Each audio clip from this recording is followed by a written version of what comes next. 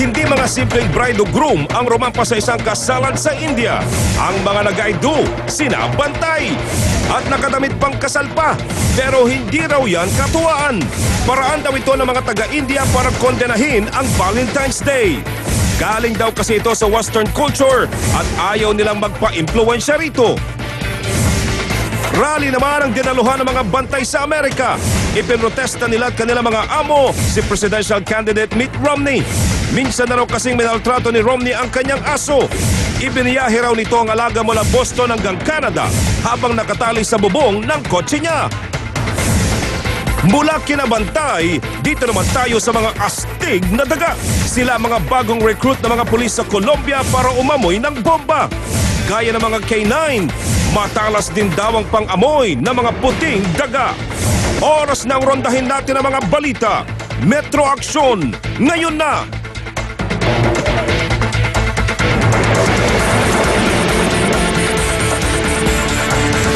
Ito ang malupit na eksena sa Metro Aksyon. Nakainom na lalaki natagpo ang patay sa Binondo, Maynila. Kutsilyong ginamit sa pagpatay na iwang nakatarak pa sa kanyang dibdib.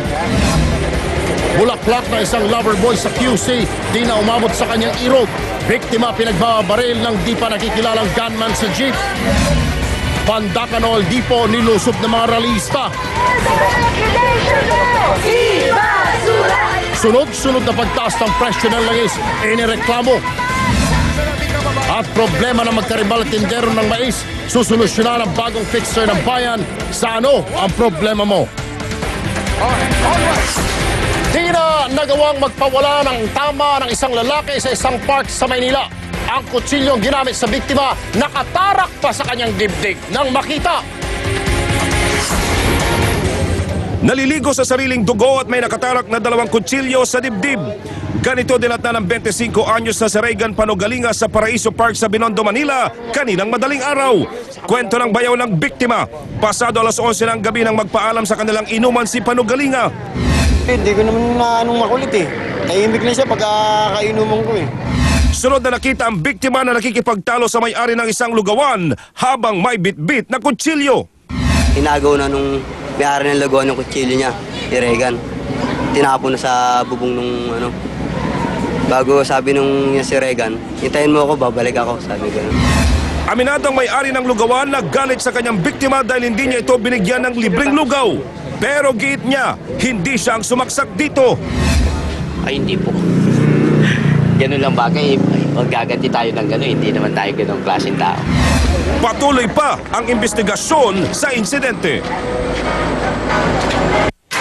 Samantala, literal na madugo ang ending ng isang lalaking pasahero ng jeep dahil hindi na niya naibigay ang rosas na para sanay sa kanyang girlfriend sa araw ng puso kahapon.